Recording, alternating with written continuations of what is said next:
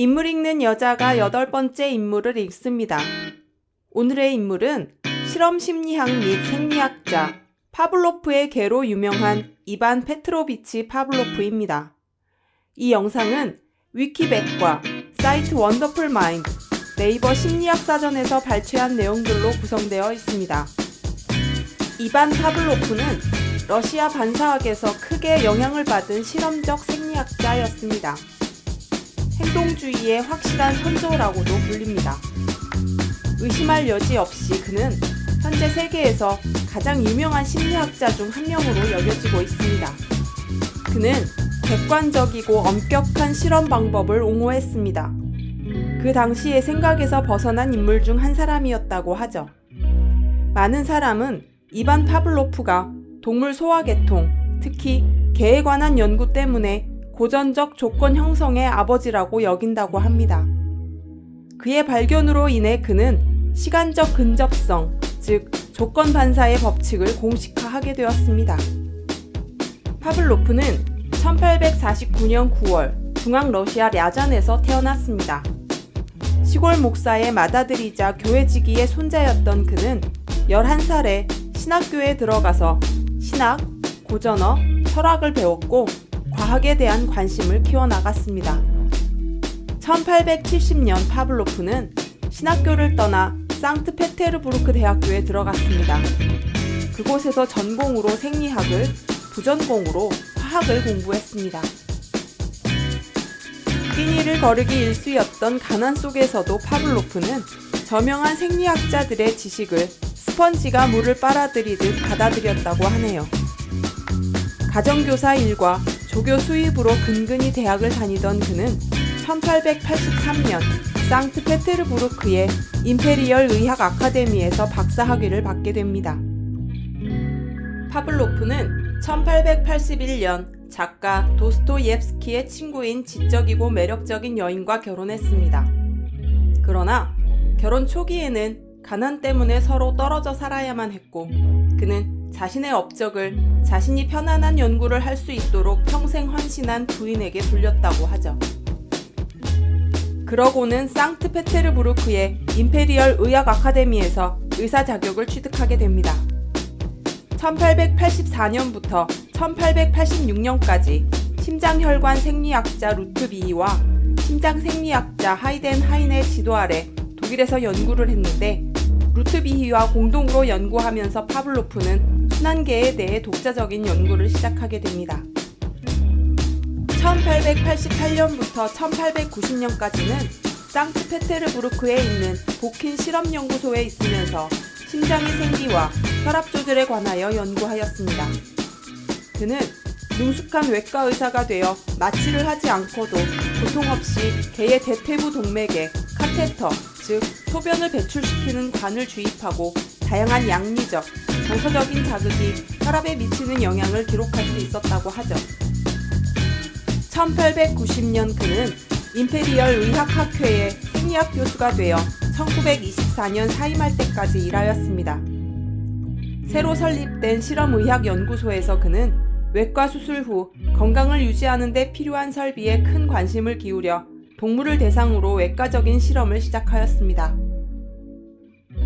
파블로프는 1902년 타액이 입 밖으로 나오도록 수술한 개로 침샘을 연구하던 중 사육사의 발소리로 개가 침을 흘리고 있던 것을 발견하게 됩니다.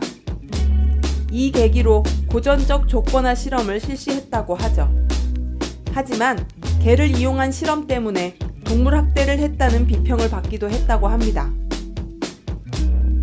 대표적인 실험으로 파블로프의 개가 있으며 조건 반사를 연구했습니다. 개가 먹이를 보았을 때 어떻게 침을 흘리는지에 관한 연구를 진행했던 시기 어느 날 실험을 하면서 그는 개가 먹이를 꺼내기도 전에 이미 침을 흘리기 시작한다는 사실을 발견하게 됩니다. 개를 실험 조건에 적응시키는 것만으로도 이러한 반응을 유발할 수 있다는 것이죠. 파블로프는 개가 곧 먹이를 줄 거라는 사실과 실험을 어떻게든 연관시켜 결론을 지었다고 합니다. 이러한 새로운 연구 결과의 신비를 풀기 위해 파블로프는 일련의 실험을 고안해내기 시작했습니다. 그의 목표는 두 가지 자극을 우연히 나타내면 그 사이에 연관성이 생길 수 있다는 자신의 가설을 실험하는 것이었습니다. 고전적 조건화를 증명한 실험은 종소리와 먹이 사이의 연관성이었습니다. 파블로프는 몇 마리의 개에게 타액 계량기를 부착했고 실험 중 종소리를 들려준 후에 개들에게 먹이를 주었다고 합니다. 먹이를 준 후에 타액 분비량을 확인했는데 이 두 가지 자극, 종소리와 먹기를 여러 번 반복한 후 개들이 이 자극을 연결하도록 했습니다. 하지만 우리는 종소리보다 실제로 먹이를 꺼냈을 때 개들이 침을 더 많이 흘렸다는 사실에 주목을 해야 합니다. 이 실험은 초기 종소리의 중립적인 자극이 먹이, 즉 조건 자극과의 관련을 통해 완전히 새로운 반응을 일으킬 수 있음을 보여주었다고 합니다. 고전적 조건화는 4가지 주요 구성 요소로 이루어집니다. 이러한 구성 요소는 무조건 자극, 무조건 반응, 조건 자극, 조건 반응입니다. 무조건 자극이란 말 그대로 무조건 반응을 일으키는 자극을 말합니다. 파블로프의 실험에서 무조건 자극은 먹이인 것이죠. 무조건 반응이란 무조건 자극이 있을 때 피험자의 반응을 말합니다. 앞서 언급한 실험의 경우 개가 먹이를 보았을 때 무조건 반응, 즉 침을 흘리는 행동이 나타나게 되는 것입니다. 조건 자극이란 처음에는 중립적, 중성인 자극으로서 피험자에게서 중대한 반응을 일으키지는 않습니다.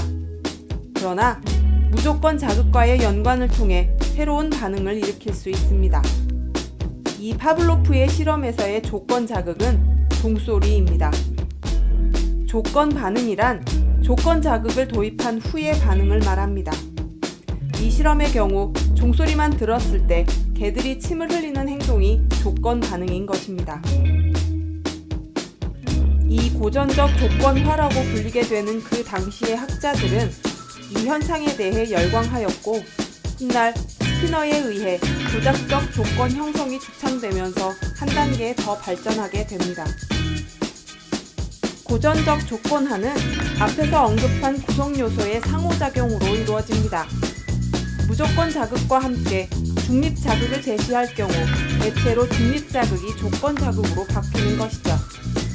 이러한 이유로 조건 자극은 무조건 반응과 유사한 조건 반응을 일으키게 됩니다.